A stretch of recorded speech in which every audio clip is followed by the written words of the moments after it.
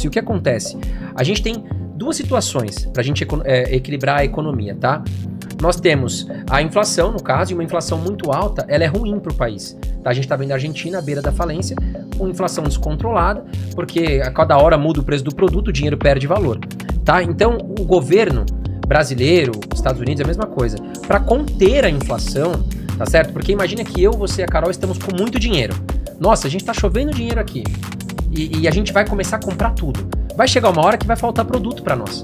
Porque a indústria também não consegue produzir a todo vapor. A gente viu isso na pandemia. Muitas empresas fechadas, principalmente na Ásia, fechou faltando tudo. Componente. Exatamente. O que acontece é que os preços, exemplo dos carros seminovos, eles se valorizaram. E as pessoas não entenderam, poxa, o carro nunca valorizou. Por que valorizou agora? Né? Porque não tinha carro novo na praça. Procura, né? Oferta e procura. E aí a procura pelos carros seminovos aumentou muito. E isso fez valorizar.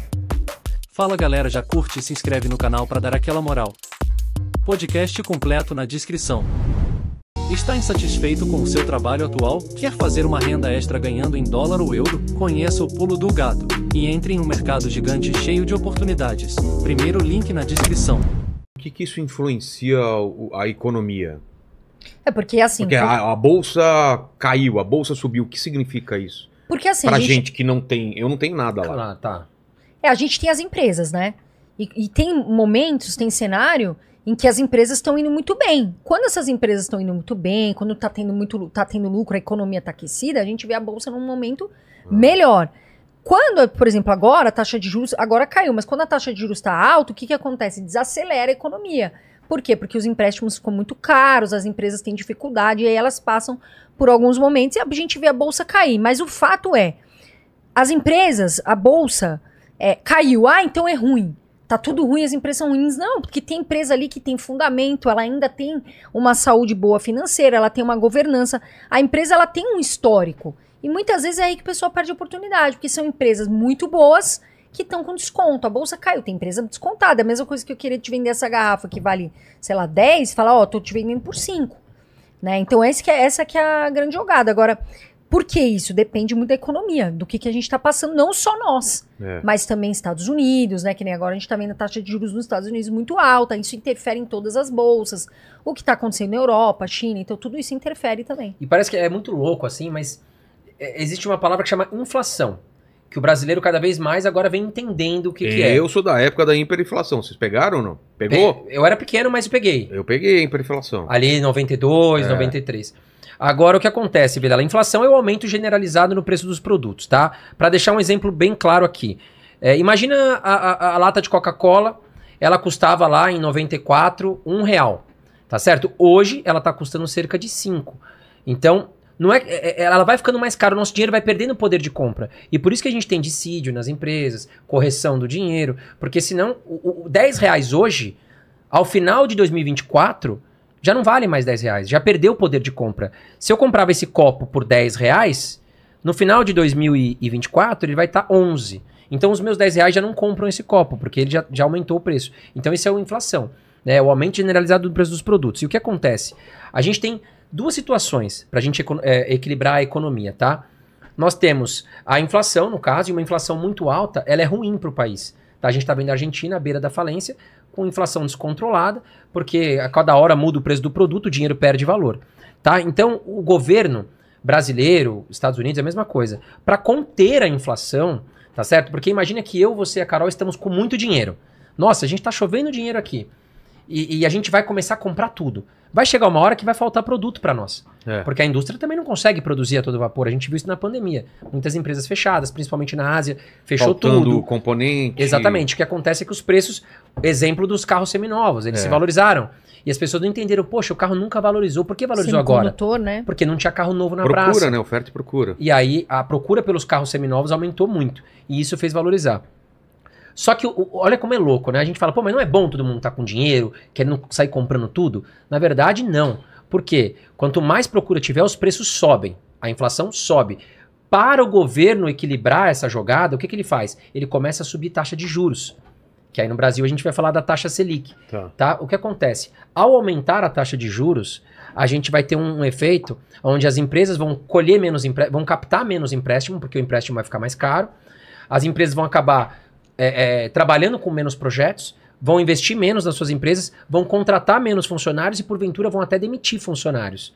E aí a gente tem o quê? Vamos esfriar o mercado. Menos emprego, menos dinheiro circulando. Aí as empresas começam a fabricar tranquilo ali. Opa, tá faltando um comprador. Começa o quê? Baixar preço. Então é uma coisa muito louca. E neste momento, aqui no Brasil, nós estamos num cenário de queda de taxa de juros. Nós chegamos a 13,75%, que é uma taxa super alta, tá? E agora nós estamos trabalhando com 12,25%. E a meta do Banco Central é a gente chegar próximo a 9%. Tá, em 2024, 2025. Então isso tudo vai estimular o mercado, vai estimular o quê? As empresas captar mais empréstimo, a inflação no Brasil está mais controlada, e isso tudo é muito bom para a Bolsa de Valores, deve fazer as empresas valorizar, porque vai fazer com que as empresas consigam aumentar os seus projetos, né? Consigam faturar mais, consigam ir para o mercado começa a aquecer novamente, então a gente está nessa fase, isso é muito bom para a Bolsa de Valores. Você falou de taxa de juros. Então é melhor uma taxa de juros baixa? Ou depende? Não tão baixa, digamos assim. Muito baixa. Olhando para o Brasil, não tão baixa. Mas a média do Brasil ali vai ficar em torno de 8% a 9% nos próximos anos. Estamos com a inflação controlada. Porque inflação zero no Brasil não existe, né? Então o que acontece? A gente está com quanto? A gente tá na faixa de 4,5%. A meta do... Vai fechar em 4,5%, 5%. A meta é chegar em 3,5%. Mas a gente sabe que no Brasil é complicado, né, a gente trabalha com a inflação. A qualquer momento estoura algum problema. Enfim, essa inflação pode sair de linha. E o Brasil, ele veio na frente até. O pessoal fala mal do Brasil no sentido econômico, quando a gente veio da pandemia. A inflação subiu muito agora, tá muito alto, tá tudo muito caro. Mas quando teve a queda de juros, né, que caiu para 2%, que é algo irreal, o Brasil saiu na frente, aumentando a taxa de juros do que todos os outros países. Demoraram mais. Porque os Estados Unidos, toda hora, né, o Jerome Powell falava, a gente vai dar um jeito, a gente vai controlar a inflação.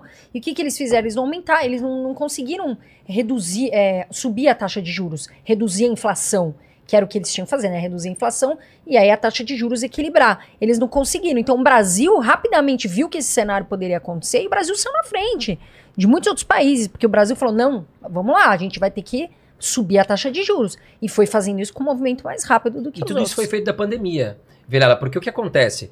Durante a pandemia, as pessoas ficaram presas em casa. Qual era o medo? Poxa, eu vou perder meu emprego, o que vai acontecer comigo? O governo, não só no Brasil, mas nos Estados Unidos, foi injetado mais de $1 trilhão.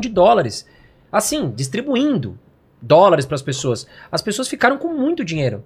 Porque elas acabaram ainda não perdendo emprego, por muitas vezes, e ainda ganhavam um auxílio. E e-commerce explodiu, né? Exatamente. Todo dia chegava o Mercado Livre lá no meu prédio. Nossa. Mercado Livre. Exatamente. E aí o que Se acontece? eu parar de comprar no Mercado Livre, ele fale. Sério mesmo. Sério mesmo. Olha lá, hein, Vilela consumista, hein? E aí, Vilela, o que acontece é isso, cara. As pessoas estavam com muito dinheiro, o mercado ficou muito aquecido. Não, muita gente quebrou e muita gente com dinheiro parado que não tinha gastado. Exatamente. Muita gente, a demanda estava reprimida, porque a gente tinha pessoas com dinheiro guardado, enfim, só que não podia viajar, não podia ir no shopping fazer compra, então a demanda ficou reprimida. Quando a gente abriu a porteira, opa, todo mundo tá vacinado, tá controlada a pandemia, vamos pra rua, o que acontece é o seguinte, as indústrias ficaram fechadas muito tempo. Não tinha produto para todo mundo. E aí, meu amigo, o cara que tinha esse pote de jujuba aqui, se ele vendia antes da pandemia 5, ele tá pedindo 15. Entendeu? Porque as indústrias ficaram fechadas, ele não tem jujuba para reabastecer, ficou tudo muito caro. A inflação disparou de uma vez só. Então a gente viu o governo brasileiro subir taxa muito rápido, os Estados Unidos demorou um pouco, como a Carol falou, mas também teve que subir, e agora a gente começa a recuar. Então a economia é isso, a economia é cíclica. Tem momentos bons para investir, momentos ruins, e se você entender como funciona esse mercado, você tem a possibilidade de ganhar muito mais do que em produtos tradicionais. Eu acompanho sempre os posts da Carol lá e fico tentando entender a parada. É uma coisa que dá para prever? Ou vocês também são pegos de surpresa? Ou alguma coisa dá para... Pra quem tem conhecimento, né? Dá pra gente ter uma ideia exemplo, de algumas coisas. O dólar é uma loucura, o dólar é algo... Nenhum economista, mas nem o melhor do mundo vai sentar aqui e falar. Não, eu vejo as notícias, a tendência agora é de subir, e daí cai no outro dia. Exato. Tipo, ninguém acerta, não tem como. Porque, por exemplo, a gente tem uma noção, o Brasil, né? Vamos falar aqui o Brasil, o cenário, o que vai fazer a Bolsa subir, né? Primeiro, aqui a gente tem que ter a reforma tributária, então a gente está esperando essa questão das reformas, que é importante. O arcabouço fiscal não fecha a conta, né? Vamos zerar, mas assim, Pode gastar, pode ter a despesa que você quiser, mas também de onde vai tirar? Então, dá-lhe taxação. E outro ponto que a gente espera são os resultados das empresas, né? Que por enquanto saiu alguns e vieram muitos resultados bons. Ah, é? Aí, mas não é só o cenário Brasil que vai fazer a bolsa andar. O pessoal acha que é só aqui. Essa questão política e tal. Não, é o mundo. Porque, por exemplo, a guerra. A gente tá tendo, infelizmente, né? A guerra Rússia e Ucrânia e, infelizmente, a guerra Israel. O que acontece? Olha como é que o mercado é. A tendência era que o petróleo, porque o petróleo, na visão de todo mundo do mercado, é que subisse o valor, né? Que o petróleo diminuísse a demanda e subisse o valor. Não foi o que aconteceu. Não tocou no mercado. Mas a gente tem influência da guerra, a gente tem influência principalmente de taxa de juros. Estados Unidos, por exemplo, manda muito no que vai acontecer nas outras economias. Então a gente tem uma suposta visão do que pode acontecer. Se melhorar, que a previsão dos Estados Unidos para o ano que vem já está sinalizando que tende a baixar a taxa. É isso que eu queria que né? a gente começasse a falar, então, esse tema, assim. O que fazer pro ano que vem? O que vocês estão... Você já começou a falar disso. O que vocês estão vendo pro ano que vem? Vamos lá. Eu, Carol, tô sempre vendo a bolsa. Oportunidades. Por exemplo, agora, Carol, tem oportunidade? Tem. Tem empresa boa descontada? Tem. Eu sempre tô de olho na bolsa. Por quê? A minha estratégia de carteira é o seguinte, quando tá mais barato, que nem tava, sei lá, um tempo atrás, 3, 4 meses atrás, a bolsa tava muito mais barata, então eu tava comprando. Mas sempre vai ter oportunidade. Sempre tem boas empresas que eu tô pondo na minha carteira. Ou por uma estratégia de rebalancear, falar, eu quero mais um pouco dessa ação, e aí eu faço um rebalanceamento, ou se eu achar que tá barata. Então, pro ano que vem, o que eu espero? Eu tenho eu vejo, né, eu sou mais realista, mas tenho um cenário otimista de que nós vamos conseguir organizar, né, essa questão, se Deus quiser, as guerras vão dar uma amenizada, as empresas vão conseguir, a gente com a queda da taxa de juros, as empresas começam a aquecer, a economia aquece. Então, eu sempre estou de olho na bolsa. Por quê? Porque eu sou uma investidora de 75% de bolsa, de valores. E assim, Vilela, tá André tudo atrelado à taxa de O juros. André tem mais bolsa. Taxa de juros alta, a bolsa vai responder de forma negativa. E se a taxa de juros tá alta, é porque a inflação tá alta. Certo. Tá? Quando a gente consegue controlar a inflação, vai cair agora, aí né? a taxa de juros vai começar a cair, aí é sinal positivo para a bolsa. Por isso que a gente entende o quê? A bolsa, ela precifica o futuro, tá? Nunca vai acontecer no momento presente as coisas. Não tem bobo no mercado, as pessoas estudam. As pessoas sempre que estudam de olho o mercado, no futuro, então. já precifica o futuro. Então, por exemplo, você vê que a inflação está começando a ficar controlada, o que acontece? Você já sabe que a taxa de juros uma hora vai recuar. E se a taxa de juros vai recuar uma hora, é sinônimo de que a bolsa vai subir. Então o mercado já antecipa. Por exemplo, em março de 2023, a gente começou a ver que a inflação no Brasil começava a ficar sob controle. Mas a taxa de Selic e taxa de juros do Brasil, ninguém falava em queda ainda. Mas o mercado, quem estuda, já sabia. Opa, não, começou a ficar controlada a inflação. Cada vez mais a gente vê toda semana, tem o boletim Focus do Banco Central. Toda semana é divulgado o IPCA para os próximos anos. Então a gente, tá ficando controlado, tá caindo.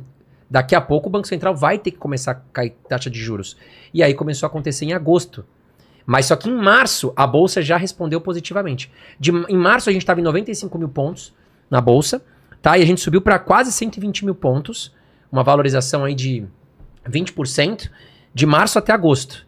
Aí de agosto começou a dar uma lateralizada e agora começou a subir novamente. Por quê? Porque a taxa de juros lá nos Estados Unidos também começa a mostrar que pelo menos não vai ter mais altas. A inflação nos Estados Unidos agora começou a dar uma controlada. Então você entendeu? No Brasil a gente controlou em março. Nos Estados Unidos a gente está falando em controlar no começo de 2024. Porque eles demoraram mais para subir a taxa de juros. Então é isso, Vilela. Se você entender esse mecanismo, que tudo está atrelado à inflação e taxa de juros, você vai se antecipar ao mercado e vai comprar quando a bolsa tem muita oportunidade. E a questão é também, André, eu acho que você concorda, é que as pessoas estudam o mercado Brasil.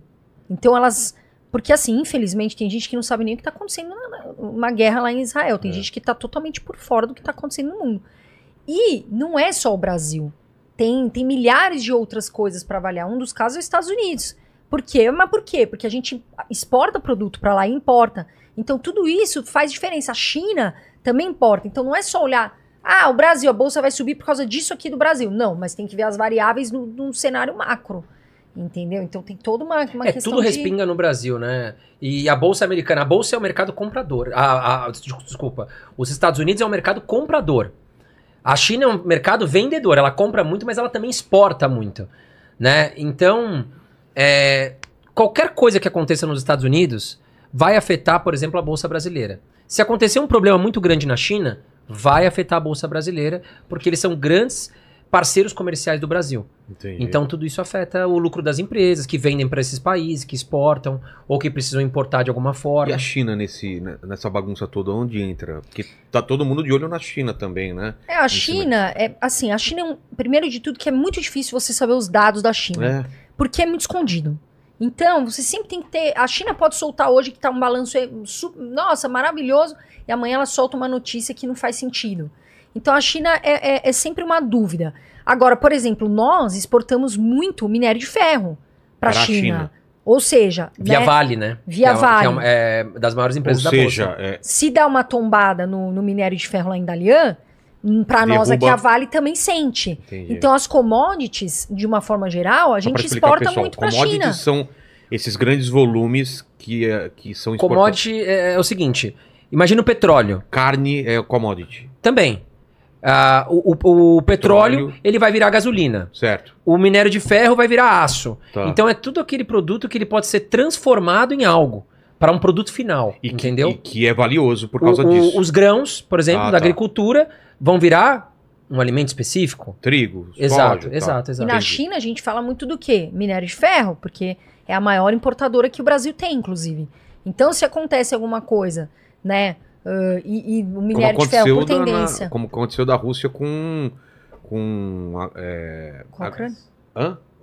Não, o que o pessoal usa para plantio fertilizante. Fertilizante, não é? Exato, é porque a Rússia, né, domina o mercado. Exato. Mas também do gás é verdade, porque a Rússia tem essa parte do petróleo, né? Quando acaba fechando ali. Fechou a torneira afeta a Europa que fica sem gás natural. É. Então, quer dizer, um tá relacionado ao outro. Tá tudo e a China, muito conectado. Muito conectado. Tá tudo muito conectado. E ao mesmo tempo meio louco. Por exemplo, os Estados Unidos voltou a fazer acordos com a Venezuela, que ninguém acreditava. Né? A gente sabe que a Venezuela é um país que tem um ditador lá no comando. E os Estados Unidos, ao ver o problema do petróleo que a Rússia fechou a torneira... Já foi bater lá na porta Já bateu na porta da Venezuela falando, opa, vamos voltar a trocar ideia? Porque eu preciso de petróleo, eu não quero depender Dinheiro do Putin. fala mais alto do que a ideologia. Exatamente, né? Agora os Estados Unidos voltou a ser amigo da Venezuela, ninguém fala muito, mas já estão negociando para fazer a compra de petróleo ali via Venezuela.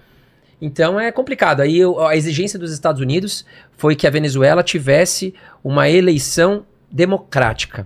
Só que o líder lá, né, da Venezuela, ele já eliminou pessoas que são da oposição dele e outras pessoas que poderiam fazer sombra a ele e não vai poder concorrer. Então, vai ter eleição, é uma coisa mas maquiada. vai ganhar a situação. É só uma maquiagem ali, né? Exato. O que mais